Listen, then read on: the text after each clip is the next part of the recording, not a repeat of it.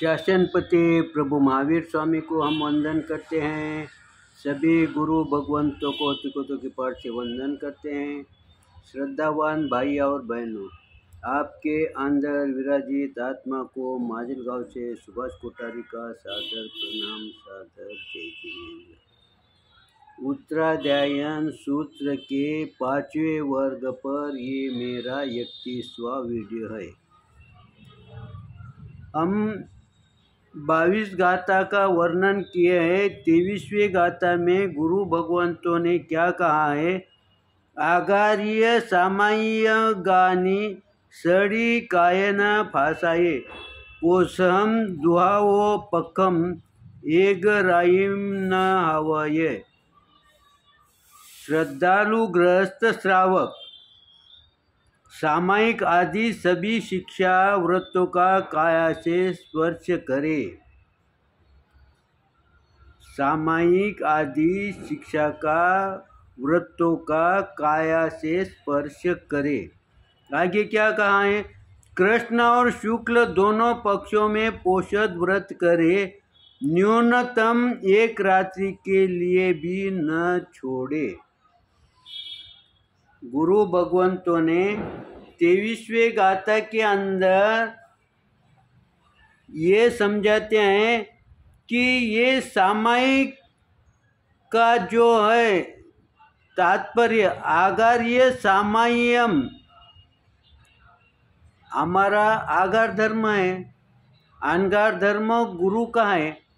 अन सामायिक गायी यानी इसका मतलब इसके 3 अर्थ बताए हैं उन्होंने। एक तो सम्यक्त्व की सामायिक, क्योंकि अब हम चिंतन जो कर रहे हैं ना, हम सकाम मरण के बारे में चिंतन कर रहे हैं, ना कि अकाम मरण के बारे में। इसीलिए यहाँ पर सम्यक्त्व की सामायिक आएगी। और सम्यक्त्व सामायिक यानी जब सम्यक्त्व प्राप्त होता है किसी जीव को, उसके पश्चात जैसे प्रभु महावीर को नयनसार के भव में सम्यक्त्व प्राप्त हुआ, उसके पश्चात 27 भव तक उनका जीवन चला। तो उसके बाद जो सामायिक की है ना, वो सम्यक्त्व की सामायिक है। उसके पश्चात श्रुत सामायिक। श्रुत सामायिक किसे कहेंगे? हम श्रुत सामायिक करते नहीं कि श्रुत यानी सुनना, शास्त्र की बात सुनना, गुरु भगवंतों की वाणी सुनना।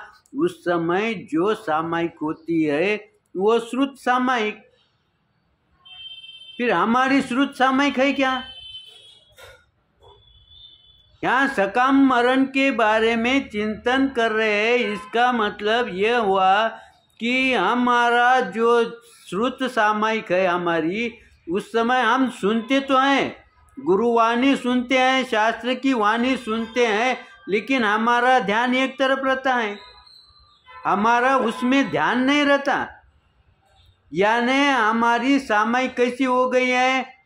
ये द्रव्य श्रुत हो गई है, भाव श्रुत नहीं हुई है।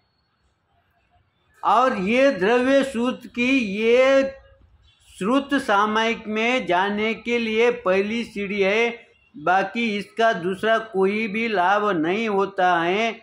ये भाव श्रुत सामायिक में जाने के लिए ये एक मार्ग है। इसीलिए श्रुत सामायिक यानी जो सही में एकाग्र मन से सुनता है वो श्रुत सामायिक है। और तीसरी चारित्र सामायिक।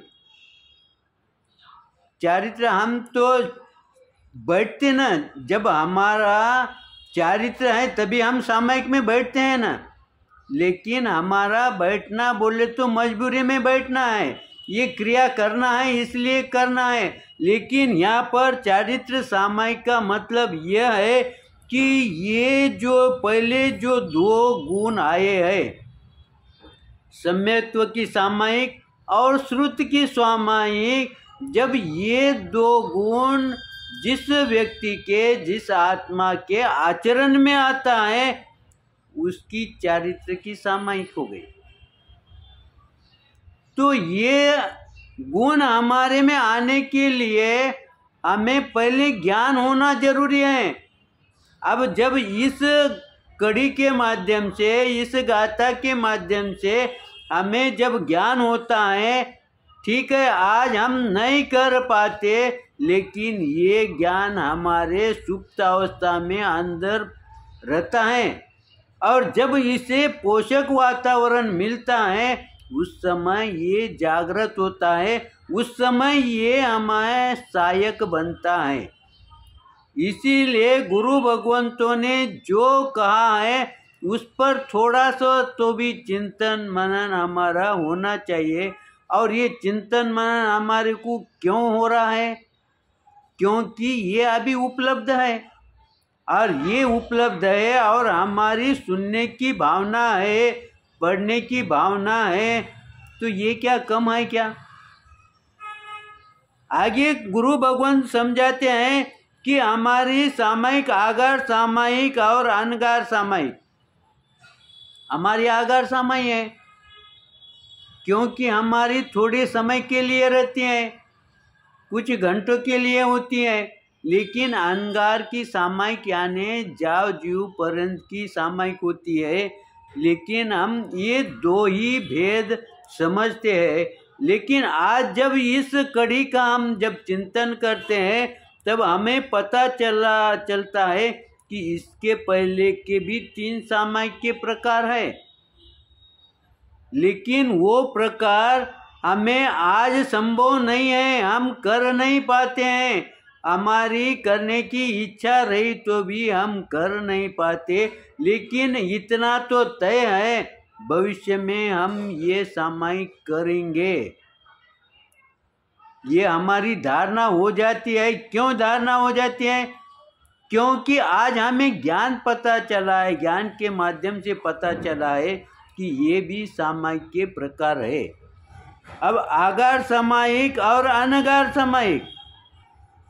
अब आगार सामायिक हम करते हैं, लेकिन ये सामायिक के भी हमारे इसमें कौन से 12 अंग यानी हमारे जो श्रावक के 12 व्रत हैं,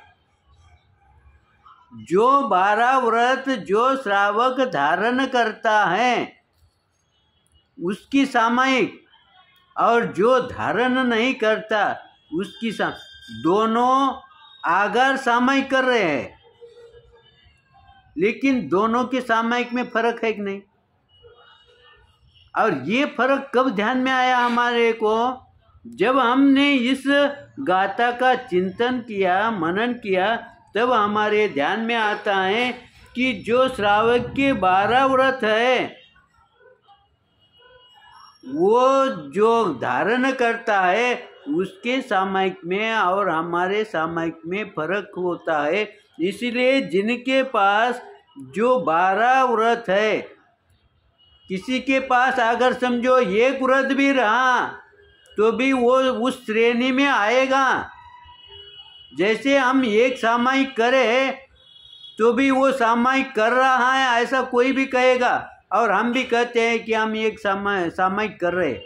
लेकिन कोई 3-4 सामायिक कर रहा है उसे भी क्या कहेंगे? हम ये सामायिक कर रहे हैं। लेकिन हम उस श्रेणी में आए हैं। वैसा ही जो एक व्रत धारण करता है वो भी व्रती है, वो व्रत में आ गया है। इसीलिए गुरु भगवान समझाते हैं कि तुम शुरुआत तो करो। जैसे ही तुम शुरुआत करेंगे वैसे वैसे तुम्हें आगे की राह दिखेगी, आगे का मार्ग दिखेगा। इसीलिए जैसे कोई बच्चा अगर समझो 50% से पास हो गया तो भी वो उस कक्षा में बैठता है, और 90 मार्क से लिया, आखिर वो वही क्लास में बैठेगा। उन दोनों के जो मार्क है वो कम ज़्यादा रहे, लेकिन वो एक ही क्लास में बैठेंगे। वैसे ही यहाँ पर हमारा जो क्षयोक्षम है, हमारे जो कर्म है, उनके कारण हम आगे पीछे रहे तो भी वो एक ही क्लास में बैठ रहे हैं।